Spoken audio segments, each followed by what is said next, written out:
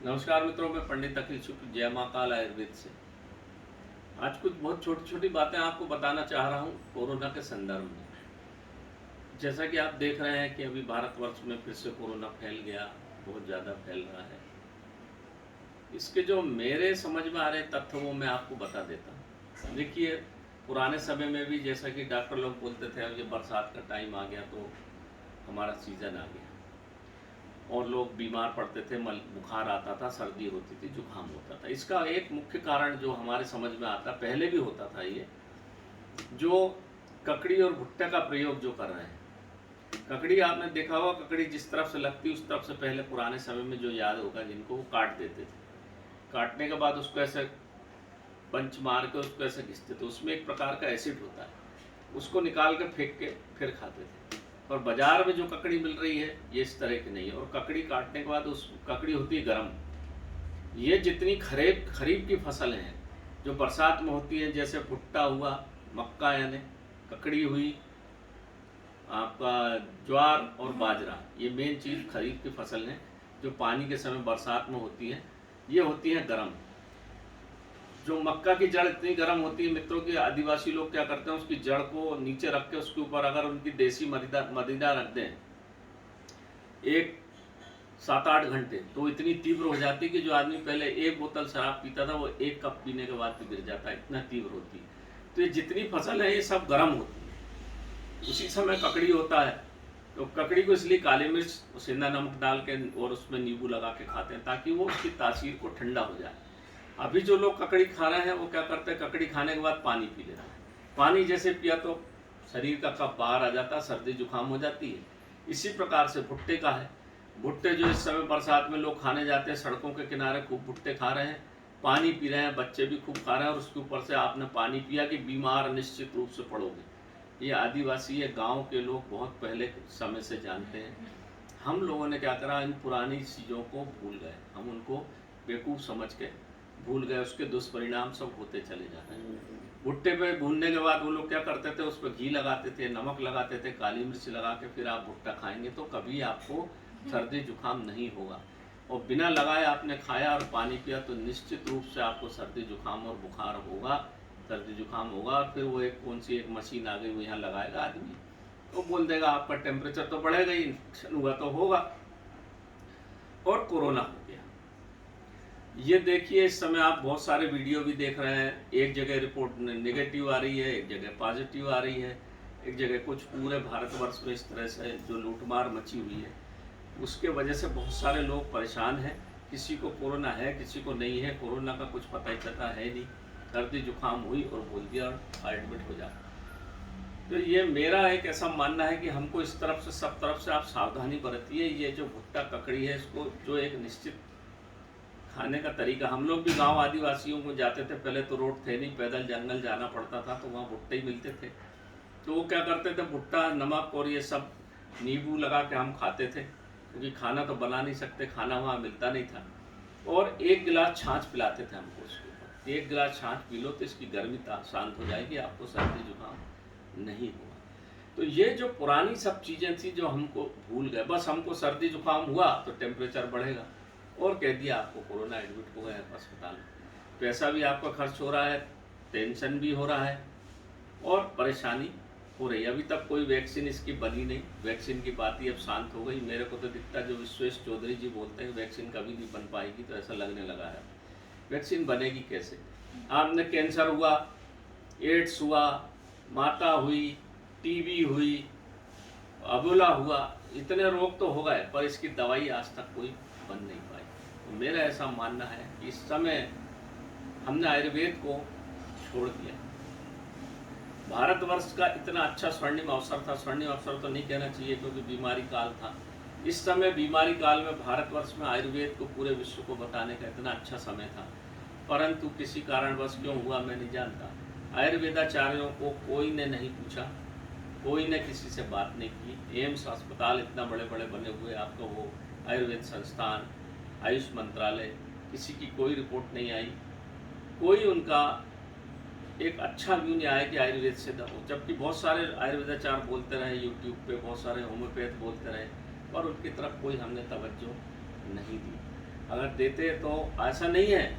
आप ये सोच रहे हैं, हम लोग ये सोच रहे हैं, आजकल पढ़ा लिखा ज़माना है, यूट्यूब का ज़माना है, सब लोग समझते हैं और मैं अच्छे से जानता हूँ गांव के आदिवासी क्यों नहीं बीमार पड़ रहे हैं, गांव के लोग को कोरोना क्यों नहीं हो रहा।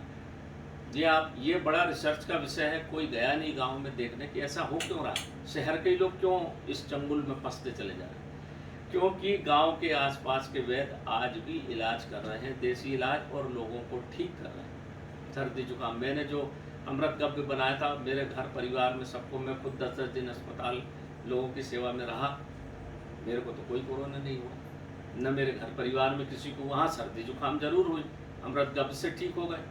दूसरी भी दवाइयाँ हैं आयुर्वेद में, उससे ठीक हो गए। चूर्ण है, हमने जो एक चूर्ण बनाया था इम्यूनिटी बढ़ाने के लिए, उससे ठीक हो गए। परंतु आयुर्वेद को क्यों छोड़ दिया गया, ये मेरे समझ में नहीं आया। इतना अच्छा अवसर था, और मैं जानता हूँ कि आदिवासी लोग जो अपना देसी नुस्खा जानते हैं, जंगलों में रहते हैं, वहीं से जड़ी बूटी ले आए और खा लिए। आयुर्वेद से आयुर्वेदी उपयोग है वो, भले वो उसका बॉटनिकल नेम नहीं जानते, अंग्रेजी नाम नहीं जानते, पर दवाई सब जानते हैं। तो किसी भी आदिवासी क्षेत्र में इतना बड़ी महामारी नहीं फैली। गांव के क्षेत्र में जो गांव के बेचारे वैद्य हैं, पुराने बुजुर्ग जो हैं, उन लोगों ने सहायता की, इसकी तरफ किसी का ध्यान नहीं गया। तो सर्दी जुकाम ही मुख्य इसका मुद्दा था। सब बड़े बड़े एलोपैथ डॉक्टर यही बोल रहे हैं, बड़े बड़े लोग बोल रहे हैं, और किसी ने इस तरफ ध्यान नहीं दिया। इसलिए मैंने आज ये वीडियो डालने की कोशिश की, और अपनी बात, अपना जो मेरा आत्ममंथन है, मुझे तो दुख ही होगा ही, क्योंकि मेरे तो तीसरी पीढ़ी है। मैं तो इतने दिन से आयुर्वेद को पहना उड़ा, जंगल में घुमा हूँ, एक एक आदिवासी को जानता हूँ, एक रोड सब कुछ जानता हूँ कैसे इलाज करते, तो इसलिए मुझे दुख होता है। तो मैंने ये, मेरा जो मन की बात थी, मैंने आज आप लोगों को बता दी कि ज़्यादा घबराने की ज़रूरत नहीं। थोड़ा खान पान पर ध्यान रखिए, ककड़ी भुट्टा बिल्कुल बच्चों को मत खिलाइए, आप भी मत खाइए, तो स्वस्थ रहेंगे। नहीं तो ये जो बढ़ते चला जाएगा, और फिर आप पैसे से ही परेशान होंगे और दिमागी रूप से भी परेशान होंगे। अब मैं आपको एक बहुत छोटी सी चीज़ बता देता हूँ, बहुत सरल प्रयोग है, 8 आने 2 रुपये का है। सर्दी जुकाम अगर आपको हो जाए तो उसको कफ को कैसे निकालें। बुखार नहीं हो तो भी इस समय में इसका प्रयोग करना चाहिए मित्रों।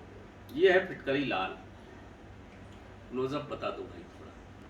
ये फिटकरी लाल है, बाजार में मिल जाएगी लाल फिटकरी, आपको थोड़ा सा मेहनत करेंगे तो मिल जाएगी। इस तरह से रहती है लाल फिटकरी, इसी की जैसी सफ़ेद होती, पर ये लाल ज़्यादा तीव्र मानी जाती है। लाल फिटकरी ले लीजिए। ये है सुहागा, ये है सुहागा, बाजार में मिल जाएगा, सुहागा ले लीजिए। इस तरह से सुहागा और फिटकरी बराबर बराबर 100-100 ग्राम ले लीजिए। 100 ग्राम या 50 ग्राम, जैसे आपके घर परिवार के लोग हों। 50 ग्राम फिटकरी, 50 ग्राम सुहागा ले लीजिए। इसको एक अच्छा तवा रखिए, रोटी बनाने का तवा, उसमें इस फिटकरी को थोड़ा सा पीस के डाल दीजिए। जब तवा थोड़ा गर्म हो जाए, ये फूल जाएगी, बिल्कुल हल्की हो जाएगी, जैसा आपका लाई फूल जाती ना, ऐसी हल्की हो जाएगी। इसको निकाल के अलग रख लीजिए।